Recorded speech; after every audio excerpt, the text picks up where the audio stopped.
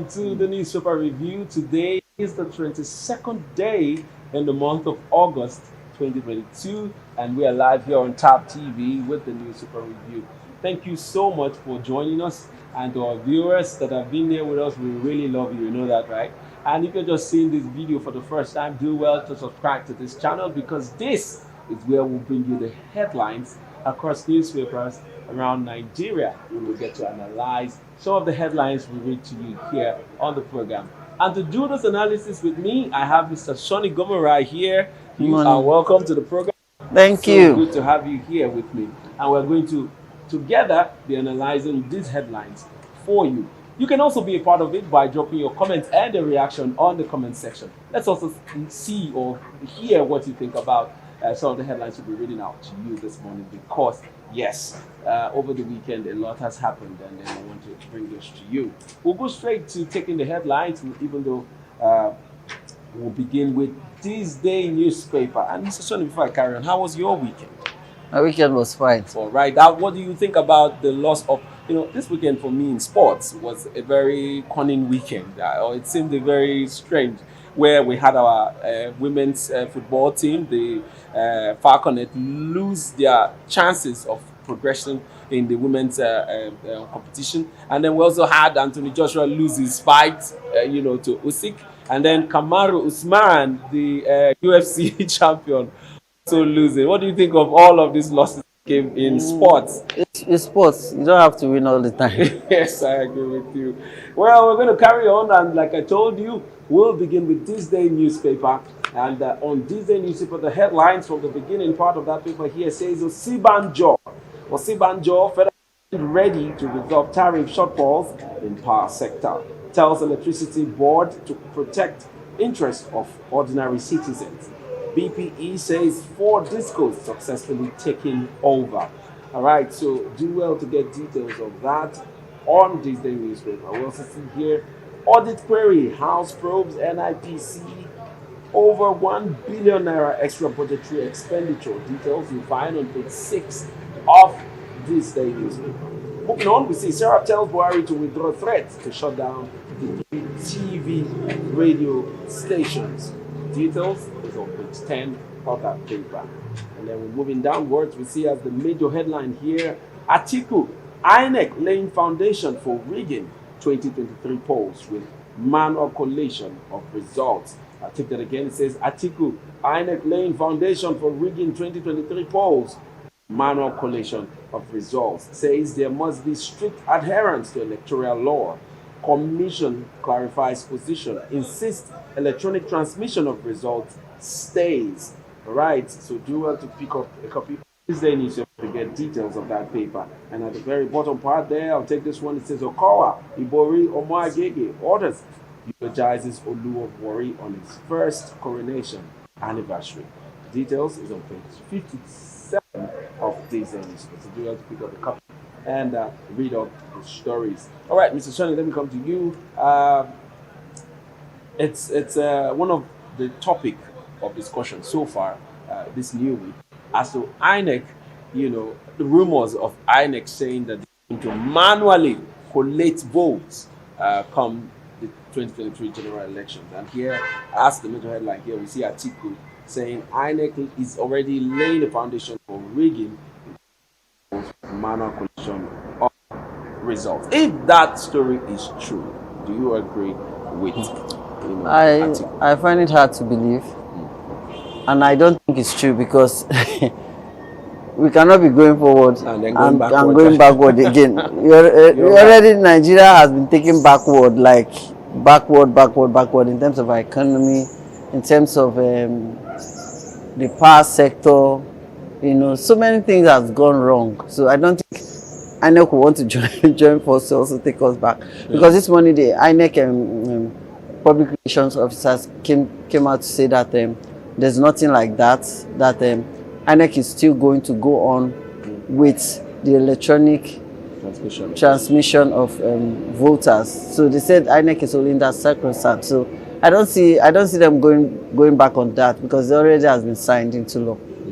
I totally see what you're saying because it would be so strange that Osun state election, Ekiti state elections, both ran very smoothly, and people, the Nigerian populace, were satisfied with the outcome of the result. There was no complaint here, no, shout of, indiscriminacy and fear from the people. After doing so well and have been commended by Nigerians at large, you want to go back to collation of votes that has been or that has plagued us, for many years, that has resulted to the death of many people, innocent people, that has resulted to the stealing of ballot papers here and there, and then all the, the ills of elections. I don't think it's reasonable to do that. So thank God, according to you, you say, the Inec public relations officer has come to refute that rumor. But whatever they are planning, they shouldn't go back there. It will be a wrong move in its entirety. Like, there's no need to go back to manual collation. If this electronic transmission of votes is working for us and it shows transparency, I think we should stick to it. And just like Atiku is saying, that we should, follow the electoral laws. The newly, reformed electoral laws should be adhered to strictly, and we shouldn't go back and forth. I mean, it's unrealistic to be going back to the old days when this new era is working perfectly for us. Which country is still talking about manual collation? I mean, everybody has moved on. I mean, look at the Kenyan election. They even went ahead to involve diaspora voting, where we had, about 7 countries. Nigeria would not want that, though. No, it's not like because the diaspora will just vote out everybody. I agree that right now we may not be able to do that, but subsequently we can do that. We can, things that because okay, look for instance, the INN, the national identification number, it's been carried out in our various embassies in various countries. So if they can do that, if they can issue the Nigerian international passports in our embassies all over the world, I don't see why we cannot have electronic voting. But you know what is at stake. So, and we have a lot of Nigerians outside. The number we have outside is huge. So even they know if we start doing diaspora voting, even if they win here, they cannot win outside. So they will not want to permit that. I agree with you on one end, knowing very well that it may not work now. Like, getting people, Nigerians in diaspora, getting to vote in these 2020 general elections may not work now. But this is something that we need to work towards. I mean, this is one area that even people in prisons, people, these are things that Kenya as a nation was able to do. Implement. Yes, but I'm telling you that the powers that be now will not want that. No, but I believe that INEC is already in that as something that they will need to do in the next. I'm strongly rooting that in the next, maybe in the next general elections. No, who is INEC? Is INEC independent as we normally call them? We want to believe that they are. They are not, because independent umpire. Okay, now, who appoints the INEC chairman, the present INEC chairman? Is it not the president, the sitting president? Yes, but then we are hoping that. So how do you think he will be independent? What is right for posterity's sake? Today now, a lot of people are hailing Adamu and all of that, saying that he has done well with INEC, and then that they are doing so based on how the Ekiti state and the Osun state elections went. So I want to believe that he's willing to withhold that record, and for posterity's sake, man, if he does it right, I mean, a lot of Nigerians will go ahead to really praise him for doing so. We are written that we have Nigerians that are willing to do the right thing. All right, we're going to move on with our headlines readings, and next we are going to Vanguard newspaper for today, the 22nd day of August 2022, and we'll start with the headlines at the top there. It says, "I'm driven by passion to serve and give back." Atiku speaking there. You find details of that on page 14. It looks like a special interview here on Vanguard newspaper. So read up much of what Atiku said in the interview. All right, we're moving on. We see as the major headline here: strike, federal government considering ban on Asuu, that's the Academic Staff Union of Universities, to approach National Industrial Court, approve additional 100 billion naira to varsities. Register our union now, Asu's rival, Konwa, tells federal government. You find details of all of this on page 7 of the Vanguard newspaper. We also see here PDP crisis. Atiku's camp may call Wike's bluff. Announced campaign committee. Also at the bottom part there, we see insecurity. Nigeria was better under PDP. Okowa speaking. Power supply, FX orders discouraging foreign investors in Nigeria. Japanese envoy saying there. And lastly, I'll take this one and say gunmen kidnapped 4 Reverend sisters in Imo State. All right, so pick up a copy of Vanguard newspaper, go to page 6, 12, and 11. That's where you find details of the stories I just read to you. All right, Mr. Sonny, federal government considering ban on Asuu. What do you think of that? I think that's a very wrong move, because Asuu has been there from like time immemorial. So you want to ban them. So why are you trying to bring in? Is it that you are banning them and you want to start employing a new set of lecturers? And like today, in one of the headlines, you can also see that Nigerian lecturers, a lot of them have started leaving the country. Some have started going to the private universities. You understand? So, and these are experienced hands, just like the same way we see our medical personnel leave Nigeria every day. Just last week, one of my cousin sisters that is a nurse left for the UK. And it's not like they are going to apply for visa. They get the job right from their bedroom, just applying online, you know. All expenses paid trip, you know. She didn't pay anything. And she's gone. Like yesterday I was talking to her, she's already there, you know.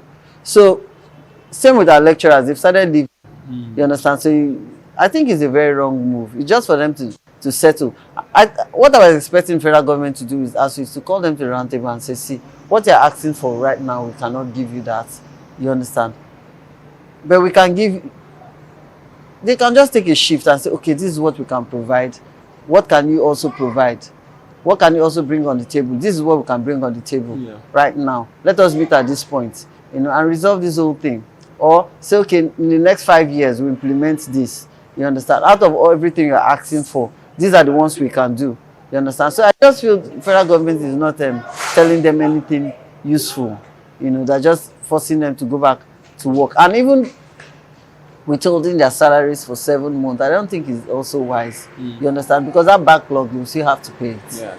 And the lecturers are saying that the reason why they won't want to listen to that kind of agreement you're talking about is that federal government has refused to honor previously agreements that they had.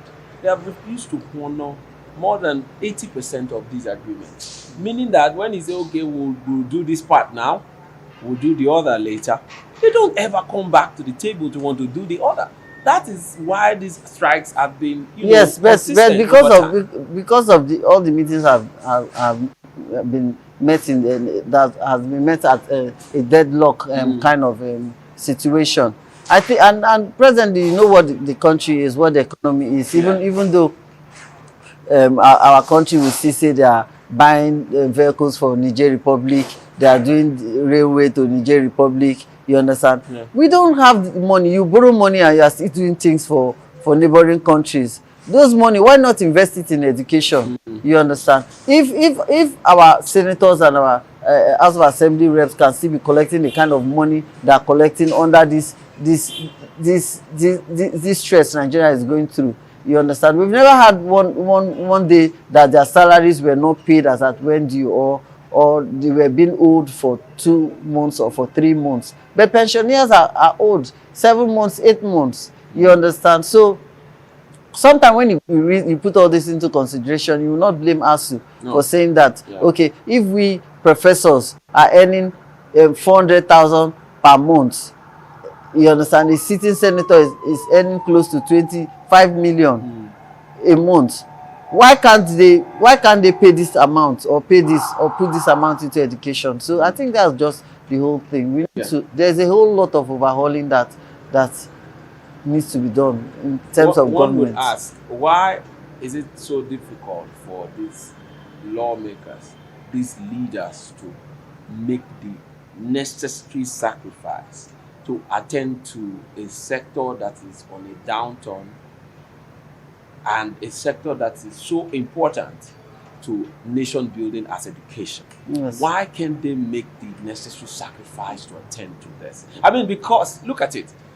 Just this morning, yes, the Asuu chairman is crying out on radio and on TV saying that yes, lecturers are beginning to exodus. They are leaving Nigeria for other nations.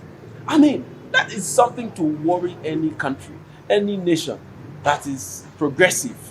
That by the time this strike is called off, we may not have lecturers to come back to classes. We may not have, and in a country where employment rate is so low. So what are we driving at? So we are, for me, it looks as if we are beginning to breed criminality. These young people that go into cyber crimes and all of these things, it is as a result of idleness. They want to make it, despite the pressure to put you down, they want to still try to make it and get involved in societal building and everything. So they are forced to try other means. But education is that option that would have given them a leverage to say, okay, I choose better than this. Now, when there is no option, this is the only option left. So they are breeding criminals. And another thing, why, you see, just like we've said it over time, everybody knows what is going on and is now in norm, in Nigeria. None of our public holders' children school here in Nigeria. That's the thing. You understand? Down to even the local government chairman. That's the You thing. understand?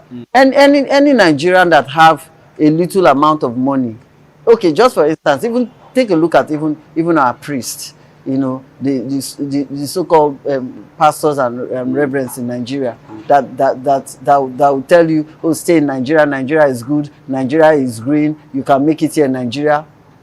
You understand? They are telling you one thing and they are doing another thing. A lot of them, their children don't school here in Nigeria. Even the so-called big churches, even the so-called churches that have the best universities in Nigeria, the high-tech universities built here in Nigeria, their children don't still school here. So what does that implies? What does that tells you? That they are trying to set up a class for themselves and for their children. You understand? Which even the politicians have also buy into it. You understand? So that class variation and difference is already here in Nigeria. Yeah. You understand? So that is why they don't care about the public school, whether anything is going wrong, right? Anything is they can continue this strike for God knows when. They really don't care about you, because it's all about coming there. It's about the national cake. What can you take? Take what you can take and leave. Well, I'm really hoping that the federal government should attend to this looming crisis on time. And if the lecturers are beginning to really leave Nigeria in droves, as was reported, then it's something to really worry about. It's something that the lawmakers, everybody should intervene. They have left this matter between Asuu and the Labour minister and the Minister of Education for too long. They seem to not know what to do anymore. They don't know how to handle this matter. No, I said they don't know what to do because it's been 6 months. In 6 months, so what stops them from sacking the Minister of Education? That's what I am saying, that the lawmakers, the president, he has waded in, but it was just a word of mouth when he said, oh, lecturers should. Is it by saying the lecturers should go back to? Maybe he's not aware. He's probably maybe not aware of what is really on ground. But that's what I'm saying. They need to get involved and resolve this matter on time. If this carries on up to a year, I wonder what will become of our students that are home already. All right, we're going to move on.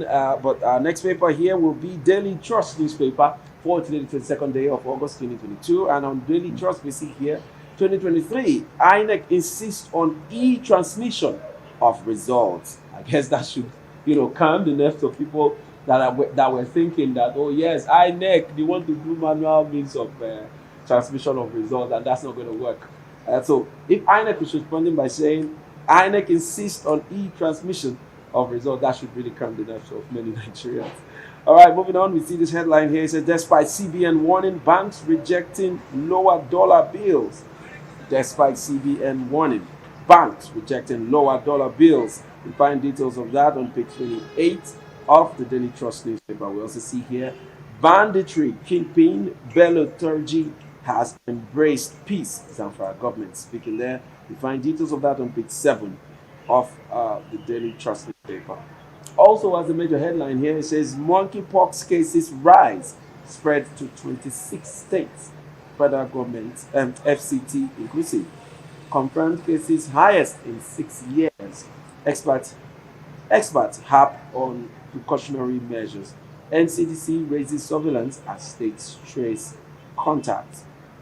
Lassa fever kills 168 in 25 states in 8 months. Details of all of this is on page 4 of the Daily Trust newspaper.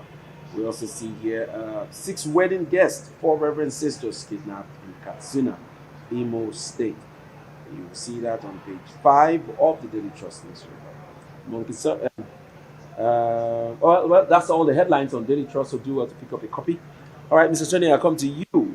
This headline here is a bit troubling. It says monkeypox cases rise, spread to 26 states, including the FCT. What's your reaction to that story? I think this monkeypox stuff, when it came, because I was going through Facebook, like here in River State, because River State right now have one of the highest cases of about 13 persons. Yes. I saw someone that I knew that first of all raised the alarm because she saw somebody one-on-one that had it, and she raised the alarm on Facebook. And I also followed up to see what she did. She also tagged the Ministry of Health, you know. So most times when they see things like this on social media, they take it like, oh, it's a rumor, or they don't. We have to be proactive when it comes to things like this. You can see right now is on the map. If you look at the map, you can just see where all the states where the monkeypox had been identified, and it's worrisome because if just like the way we were able to tackle Ebola, you know, if the Minister of Health is not progressive, then it's going to become a problem. Yeah, because I mean, it should worry everybody. It should worry everybody. Despite the fact that the NCDC has been, about it. They've been putting out notice here and there about symptoms, about preventive measures, and all of that. It's clear that Nigerians are not really paying attention. And if the cases are beginning to rise, especially those of us living in River State here, if you're watching, I mean, this is something that should be of concern to you. 13 cases here in River State, and these are 13 confirmed cases. They are not all the cases there is. We don't know if the cases are more because these are the ones that have been reported and have been, tested positive. So there could be more cases out there. So we're calling on everybody listening to this or watching this video to please take your hygiene seriously. Wash your hands every time, and of course, wear your nose masks where you feel it is necessary. Corona is not totally off the table too; it's also there. But then these are some of the health, measures that you will need to put in place to avoid infection from the monkeypox virus. It is very or highly infectious, and it could be deadly too. So everyone needs to step up and, of course, ensure that they are safe out there. Protect yourself properly. And if you see cases, suspicious cases, please report to NCDC. NCDC offices are all over every state in Nigeria. They also have social media handles where if you write to them on these platforms, they will respond to you because they are on top of this matter. But first, we all need to be safe before we can report what is happening around us. So everyone needs to really wash hands and, of course, prevent themselves from possible infections from the monkeypox virus.